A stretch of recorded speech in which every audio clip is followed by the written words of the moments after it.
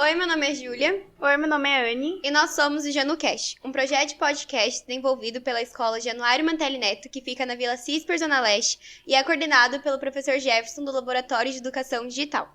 E esse projeto foi criado com o intuito de produzir conteúdos que sejam relevantes para a comunidade escolar, como professores, pais, alunos e os demais interessados. E hoje nós temos a honra de entrevistar a diretora regional da DEPENHA, Lucy Batista. Oi, tudo bem? Oi, meninas! Estou muito feliz de estar aqui com vocês, viu? A gente que agradece você ter vindo aqui, né? Estou ansiosa para saber o que vocês vão me perguntar. Como primeira pergunta, a gente quer saber como que você era na escola e como que era o seu desempenho nas atividades. Gente, modéstia à parte, eu era uma graça. Sabe aquela menininha que ajuda a professora, que está sempre ali junto, faz tudo direitinho. Eu me lembro que a minha mãe mandava eu parar de estudar, de tanto que eu estudava.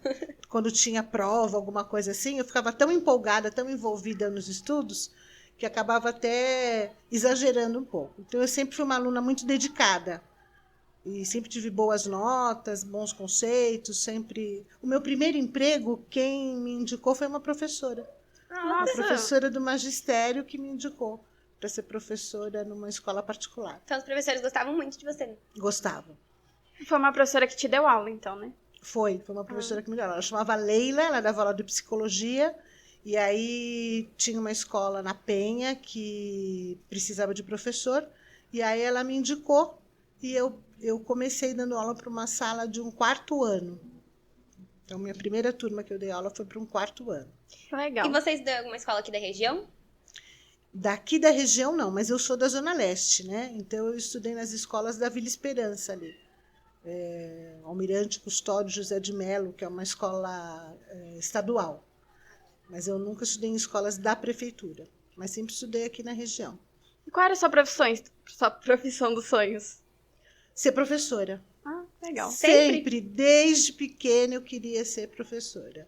Eu brincava de escolinha, eu gostava, sonhava, sempre quis ser professora. E a minha família sempre me incentivou também. Meu pai achava o máximo, meu pai já é falecido, né? E ele achava o máximo ter uma filha professora. Eu sou a filha caçula, então, de uma certa forma, eu realizei o sonho dele. Ele também queria ser professor? Não, ele era militar. Não tinha nada a ver com a área da educação. E teve algum fato na sua época de escola que te marcou? Algo que você carrega até hoje? Algum acontecimento? Um professor? Tem várias coisas, porque eu sou velhinha, né? Então, já aconteceu muita coisa na minha vida. Eu já tive muito aluno fofinho, eu trabalhei muitos anos com alfabetização. Então, a alfabetização é uma fase que a criança está descobrindo o mundo, né? Descobrindo a leitura, descobrindo a escrita. Então, eles são muito ingênuos e o professor, para eles, é assim, uma coisa mágica. Então, eu amava as minhas salas de primeiro ano. Uma coisa específica, assim... Não sei, eu tive uma professora na faculdade, veja bem, eu fazia pedagogia, e a professora Celina, que dava aula de, acho que era orientação vocacional, não era orientação vocacional, eu não sei qual era a matéria que ela dava, acho que era metodologia, e ela dava, acho que 2 matérias. E aí, no meu aniversário, eu era já uma moça, né? Eu fazia faculdade, ela me levou um bolo na sala de aula para a gente comemorar. Então, eu sempre papariquei muitos professores e também sempre fui muito paparicada. Recebia em troca também. Eu recebia muito em troca. Que bom. E que faculdade você cursou? Faculdade... Olha, eu fiz primeiro estudos sociais na Universidade de Guarulhos. Depois, eu fiz na São Marcos Pedagogia. Aí, na São Marcos, ainda eu fiz psicopedagogia. Nossa. Então, usou algum programa social? Como? Algum programa social para entrar na faculdade? Se eu fiz algum programa Isso. social? Não. Não participei de nenhum programa social. E depois você ia falar alguma coisa? Não, eu ia falar que eu sempre fui muito ligada à Igreja Católica, né? Então, na Igreja Católica, de uma certa forma, a gente acaba fazendo alguns trabalhos sociais, né? Mas não uma coisa assim, mais direcionada, né? Eu era professora de catecismo. Que legal. Eu era boazinha. E depois que você saiu da faculdade, como foi para achar um emprego? Então, eu contei um pouquinho, né? O meu primeiro emprego, eu ainda estava fazendo o magistério, e aí a minha professora me indicou porque tinha uma escola que precisava. Então, eu dei aula nessa escola. Depois eu saí, trabalhei em algumas escolas particulares, sempre dando aula do primeiro ao quarto ano. Depois eu fui para uma escola como coordenadora pedagógica. Aí nessa escola eu trabalhei, eu entrei como professora, daí as irmãs, o Colégio Vicente Palotti, aí as irmãs me convidaram para ser coordenadora. Então, eu comecei sendo coordenadora de primeiro ao quarto ano, depois eu fiquei coordenadora da escola toda, do primeiro até o ensino médio. Paralelo a isso, eu dei aula no Estado, dei aula de História, dei aula de Geografia, dava aula numa escola na Moca, que se chamava Antônio Queiroz Teles. Eu dava aula para a turma da noite. E aí era uma farra, eu era madrinha do time de futebol dos meninos. Era bem bacana. Eu sempre tive uma relação muito boa, graças a Deus. Tanto com as crianças, com os adolescentes. Dei aula para a EJA também durante muito tempo. Eu tenho uma experiência, assim, grande. Dei aula na faculdade também. E quais cargos que você exerce atualmente? Atualmente eu sou diretora regional de educação. Mas... eu sou supervisora escolar, né? Então eu fui concursada, fiz um concurso e o meu cargo é supervisora escolar. E aí eu fui convidada pelo secretário da Educação, que à época era o Alexandre Schneider, para ser a diretora regional de educação da nossa região, né? Que é a DREPenha. E aí a DREPenha envolve uma área bem grande. É Penha, Brás, Moca, Tatuapé, Ermelino, Cangaíba, de outros bairros aqui da nossa região. E quais atividades você exerce nessa função? Então, o papel do diretor regional é cuidar de tudo que acontece nessa região que eu falei, né? Na região que a gente chama de DREPenha, mas que fica no Tatuapé e que abrange toda essa área, todos esses bairros, esses distritos que eu falei. Então, o papel do diretor regional é cuidar das escolas, fazer com que as escolas funcionem, com que os alunos sejam bem atendidos, as crianças sejam bem atendidas e promover a aprendizagem, que é o mais importante. Então, a nossa luta é sempre pela aprendizagem. Então, o que o diretor regional faz? Ele olha se tem professores, se está faltando professor, se a escola está com uma boa estrutura física, ele olha se a formação dos professores está boa, ele vê como é que está sendo a relação dentro da escola. Só que tudo isso a gente não faz sozinho, né? Tem uma equipe toda que me ajuda lá na DRE. Então, são várias pessoas, são mais de 200 pessoas que trabalham na DRE e que me ajudam em tudo isso. Em quanto tempo que você está nessa função? Eu estou desde 2017 como diretora regional da Penha. Mas já estava antes em outros cargos. Na prefeitura eu tenho mais de 30 anos. Caramba. De prefeitura. Eu falei que eu sou velhinha. Sou assim bonitinha, mas eu sou velhinha. E como foi o convite para essa função? Para ser diretora regional? Isso. Então, foi o secretário da Educação, né, que me convidou. Eu tinha sido diretora da área pedagógica quando era uma outra diretora regional. A professora Eliane Serafim. A professora Eliane Serafim era diretora regional e ela me convidou para ser diretora pedagógica. Na época chamava DOT-P. E aí, aí acabou aquela gestão, a professora Eliane saiu, se aposentou, e aí o Alexandre Schneider, que era o secretário, por indicação da professora Eliane Serafim, lembrou que eu podia me sair bem nesse cargo, e aí ele me convidou. Nossa, que legal. Você continua sendo professora, né? Continua. Professor é sempre professor. E como que é dar aula em faculdade? Então, atualmente eu não estou mais dando aula em faculdade, né? Mas a minha experiência na faculdade foi muito boa, muito boa. Dar aula na faculdade, eu sei assim, ó, cada faixa etária é um desafio. Quando você está lá com as criancinhas da educação infantil, eu dei aula para pré-escola, é uma graça, eles são super ingênuos e tal. Depois você dá aula para uma faixa etária um pouco maiorzinha, até o 4º ano, eles já conseguem conversar melhor, eles contam coisas, fazem combinados com a gente.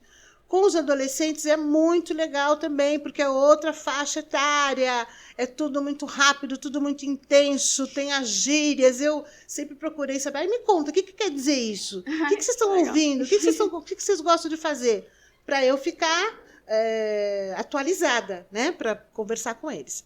E com os adultos da EJA e da EJA é assim, são pessoas que deixaram de estudar há muito tempo, são pessoas que são mais sofridas. Então, a gente tem todo um encantamento, um envolvimento com eles. E na faculdade, assim, são futuros professores, né, com os quais eu trabalhei. Então, era gostoso porque eu me via um pouco ali comprometida com pessoas que depois vão fazer a mesma coisa que eu fiz. Então, eu tinha uma coisa assim, de estar preocupada que tipo de formação que eu estava dando, porque eles depois iam repercutir isso como profissionais na sala de aula. Né? E teve alguma faixa etária que você mais gostou de dar aula? Preferida? Assim? Os primeiros anos. A alfabetização é muito legal. Quando eles começam a escrever, eles leem as primeiras palavrinhas. Emocionante, né? A gente fica assim encantada. É muito normal nas salas de primeiro ano uma professora sair assim, olha o que ele escreveu, olha. Porque você consegue entender o que ele quis dizer, né? A coisa da comunicação, dele estar mais presente no mundo, né? Através da leitura e da escrita. Sim. Conseguir colocar suas ideias, se expressar. Então, é bem bacana. Você já fez algum projeto ou atividade aqui no Januário? Não, nunca fiz. Já acompanhei como diretora regional, né? Os projetos que acontecem aqui e tal. Mas diretamente, não. E qual é a função da diretora regional da DPEA? A função da diretora regional é cuidar das escolas da nossa região, né? Cuidar das escolas da nossa região, cuidar dos funcionários, tanto da DRE quanto os próprios funcionários das unidades.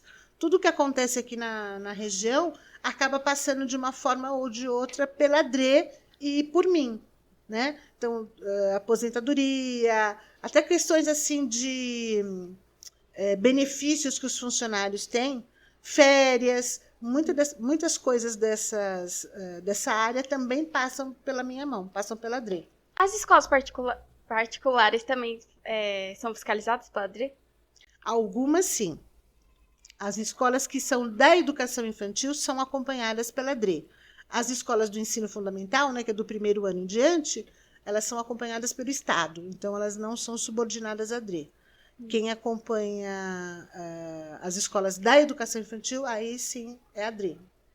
E na sua visão, a DREPEA tem alguma coisa de diferente? Uma característica mais assim, comparado com as outras DREs? A DREPEA é a melhor da cidade toda, entendeu? Tem a melhor diretora regional, os melhores professores, os melhores supervisores, os melhores funcionários, os melhores alunos. Só isso. Não, eu tô brincando, mas eu acho assim, que a gente tem um amor, uma paixão, uma dedicação, que eu acho que isso faz uma diferença, né? Todas as DREs trabalham, todos os professores são envolvidos, mas na nossa região, eu acho que a gente tem um quê a mais, um envolvimento a mais, uma paixão, uma dedicação, e isso acaba se materializando nos projetos, no que os alunos acabam produzindo, nos resultados, né? Então, é muito legal. Qual o grande desafio que a educação paulistana enfrenta? Mais enfrenta? É a aprendizagem, né? Porque a gente precisa... Aprendizagem de uma maneira geral, eu estou dizendo. Sim. Porque o que a gente quer, nós como educadores? A gente quer que as crianças saiam, os adolescentes, os adultos saiam da escola sabendo, né? Que eles tenham aprendido alguma coisa. Então, que eles estejam alfabetizados, que eles saibam minimamente fazer contas, que eles consigam raciocinar, que eles sejam seres pensantes, que eles não sejam manipuláveis. Então, eu acho que tudo isso ainda é um desafio. Tivemos aí o problema da pandemia, que fez com que as coisas tivessem um outro ritmo, a educação acabou tendo que fazer algumas adaptações, ir por outros caminhos, e a educação ainda continua com esses desafios, de ter todas as crianças alfabetizadas, de ter todos os estudantes saindo do 9º ano preparados para enfrentar o ensino médio, né? Que é a proposta da rede municipal. E quais foram as mudanças que você notou desde que você entrou na educação até hoje? Nossa, muitas mudanças. Mudanças de concepção, né? Que a gente acreditava que as aulas expositivas eram as melhores. Hoje a gente sabe que a gente tem que deixar proporcionar, criar formas de que o estudante fale, de que a criança fale, de que ele participe, de que ele seja protagonista. Os próprios conteúdos que a gente trabalhava eram muito diferentes. Por exemplo, tinha uma ênfase muito grande em língua portuguesa nas questões de gramática. Hoje em dia, as questões de gramática são importantes? São Sim. muito importantes.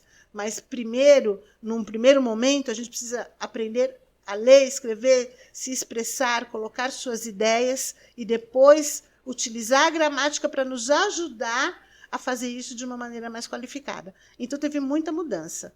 E também o uso das tecnologias, né? Quando eu comecei a estudar, e mesmo quando eu comecei a trabalhar, não tinha essa coisa do computador, um podcast era uma coisa impensável, né?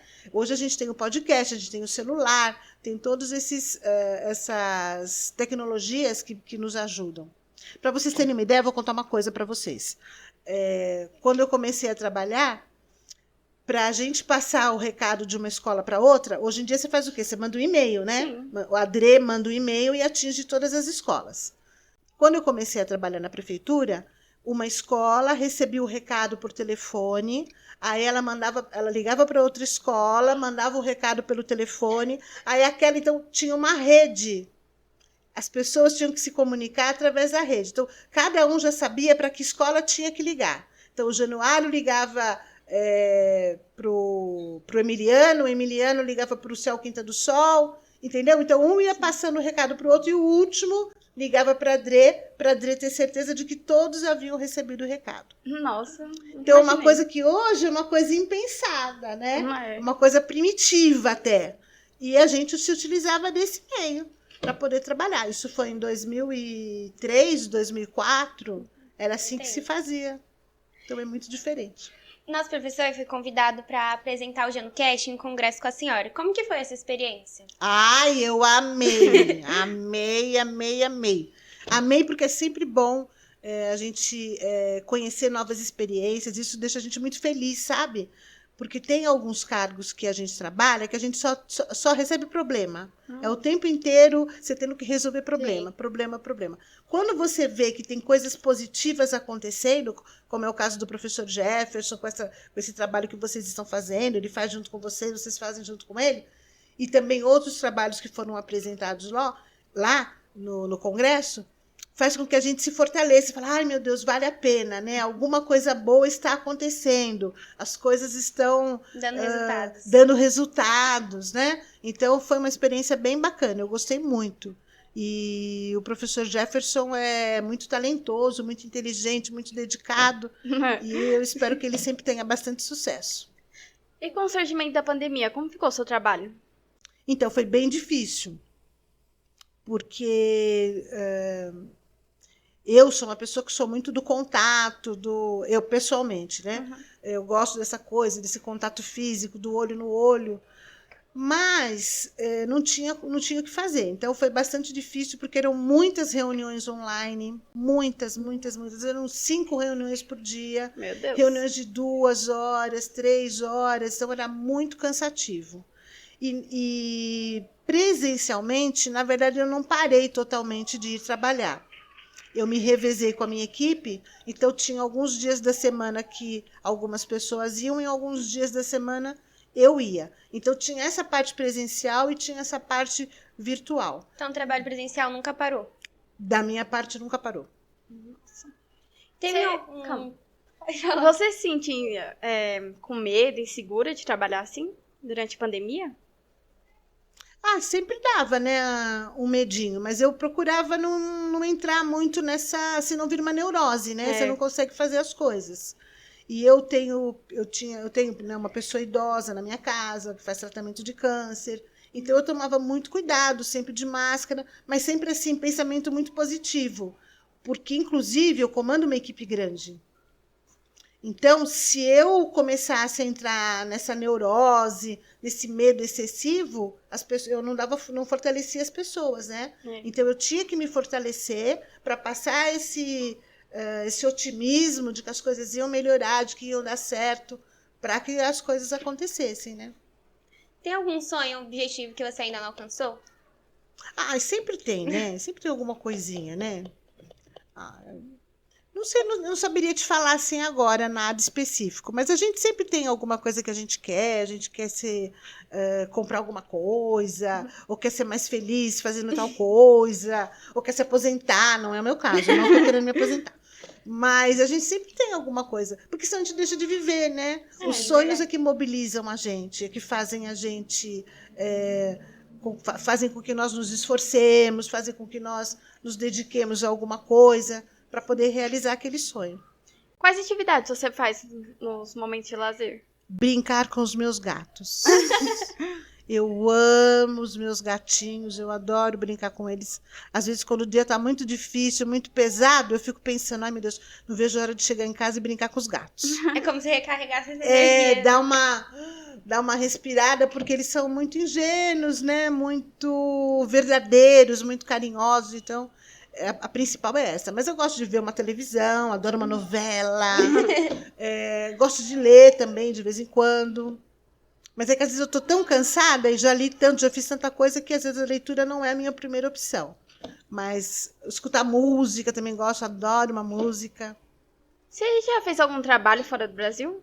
Não. Tem vontade? Fora do Brasil?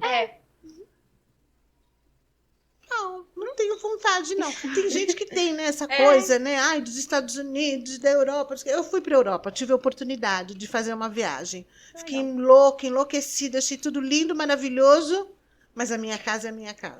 O meu país é o meu país. Tem gente que prefere, né? Não vê a hora de sair daqui. Não, eu não tenho isso. Eu acho que a gente tem que lutar para melhorar aqui. Sim. Né? Que a gente tem que fazer de tudo para que as coisas melhorem e tudo que é do nosso alcance, porque às vezes a gente pensa assim em coisas muito grandes, né, que é mudar o mundo, mas se você mudar as suas ações, a sua família, a sua casa, os lugares onde você vive, você já está fazendo uma mudança muito grande. Já é um começo. E a mudança vai acontecendo gradativamente, né? E no caso, por exemplo, do Brasil, a gente tem o voto, que é uma coisa muito importante, né, que nos ajuda a escolher quem vai organizar as coisas no país, quem vai tomar decisões. Então, acho que é um recurso que nós temos que é muito importante. Como que você descreveria o Januário em 3 palavras? O Januário em 3 palavras. É uma escola avançada, que tem pessoas dedicadas e que me dá muita esperança. Que bom. E como você se vê daqui a 10 anos? Ai, meu Deus do céu. Eu me vejo velhinha, mas animada, fazendo artesanato. Você gosta? Gosto. Adoro recortar, colar, pintar, sabe? Mas eu não tenho muito tempo, então eu não me dedico muito. Mas, por exemplo, assim, Natal, adoro enfeitar. Já tô louca para eu tô entrando em férias, já tô louca para pensar o que eu vou fazer na minha casa no Natal. Festa, assim, eu gosto de fazer as coisas, lembrancinhas, essas coisas assim, eu gosto bastante. Legal. E agora a gente já chegou no final da entrevista. A gente queria te agradecer por ter tirado um momento do seu dia pra vir aqui conversar com a gente. A gente adorou falar com você. Foi isso. Tem alguma última coisa pra falar? Eu quero falar. Quero agradecer, viu, demais a vocês, a direção da IMF Januário, o professor Jefferson, e deixar um recado assim, que vocês continuem sempre acreditando e investindo em vocês mesmas, sabe? Acreditando que o estudo ajuda, que vocês podem alcançar o lugar que vocês quiserem, com o estudo, com determinação e fazendo essas pontes. A amizade, o respeito, o carinho, tudo isso é muito importante, além do conhecimento. Tá bom? Sim. E acabou, foi isso. Não esqueçam de curtir, seguir no Instagram, @GenoCast, compartilhar e assistir os próximos episódios. Tchau.